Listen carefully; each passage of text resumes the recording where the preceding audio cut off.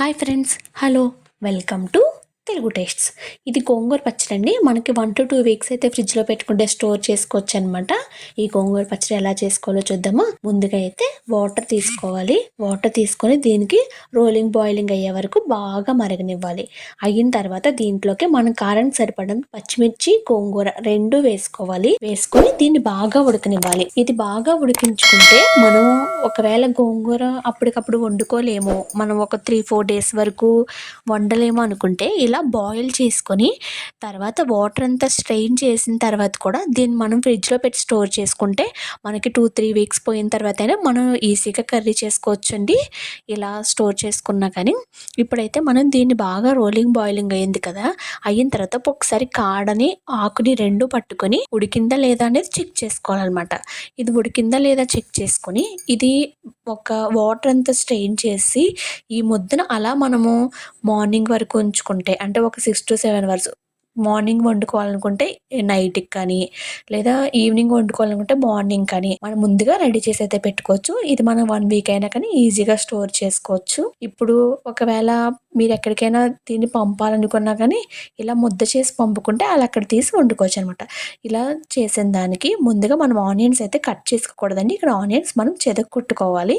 చెదక్కొట్టుకుంటే ఇలా కచ్చాపచ్చా చెదిపిన ఆనియన్స్ అయితేనే మన ఈ కూరలో తినేటప్పుడు మంచి టేస్ట్ అయితే వస్తుందన్నమాట. ఇది ఎప్పటి నుంచో చాలా ఓల్డ్ కర్రీ అనమాట. ఇప్పుడు మనం దీని తాలింపుకి ఎండుమిర్చి, జీలకర్ర, వెల్లుల్లిపాయ అయితే రెడీ చేసుకున్నాం. ఇప్పుడు ఒక కడాయి పెట్టుకొని కడాయిలో ఆయిల్ వేసుకొని వెల్లుల్లి రమ్మలు, ఇంకా కొంచెం పోపుకి సరిపడినంత ఎండుమిర్చి, జీలకర్ర వేసుకొని కాసేపు వేగనివ్వాలి. దీనికైతే నేను నువ్వుల నూనె వాడానండి. నువ్వుల నూనె వాడటం వల్ల ఏమవుతుందంటే కొంచెం టేస్ట్ అనేది బాగుంటుంది. ఇప్పుడు ఏ నూనె వేసుకోవచ్చు. ఇలా బబుల్స్ వస్తున్నాయని డౌట్ వస్తుంది కదా, దానికోసం అయితే చెప్పానమాట. ఇప్పుడు దీంట్లోకి మనం కచ్చాపచ్చా దంచుకొని పెట్టుకున్నాం కదండి ఆనియన్, దాన్ని కూడా వేసుకొని బాగా వేగనివ్వాలి. ఆనియన్ పచ్చి వాసన పోయేంత వరకు వేగిన తర్వాత మనం ముందుగా ఉడకబెట్టి పక్కన పెట్టుకున్న గోంగూర ఉంది కదండి, దాన్ని లైట్గా మిక్సీ చేసుకోవచ్చు. మిక్సీ చేసుకోవడం వల్ల ఏముందంటే పచ్చిమిర్చి, గోంగూర రెండు కలుస్తుంది అనమాట. అప్పుడు దాన్ని ఈ ఆయిల్ అయితే వేసి కాసేపు వేగనివ్వాలి.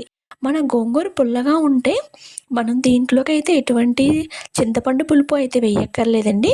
కొన్ని గోంగూరలకైతే పుల్లగా ఉండవు కదా, అలా లేని దానికి కొంచెం చింతపండు పులుపు వేసుకొని కాసేపు ఉడకనిస్తే, ఇప్పుడు ఇందులో మనం మన టేస్ట్కి సరిపడినంత ఉప్పు కూడా వేసుకుంటే కాసేపు ఉడికితే మనకి గోంగూర పచ్చడి అయితే రెడీ అయిపోయింది. ఈ వీడియో మీకు నచ్చినట్టయితే లైక్ చేయండి. మరిన్ని వీడియోల కోసం మన ఛానల్ని సబ్స్క్రైబ్ చేయండి. Thank you.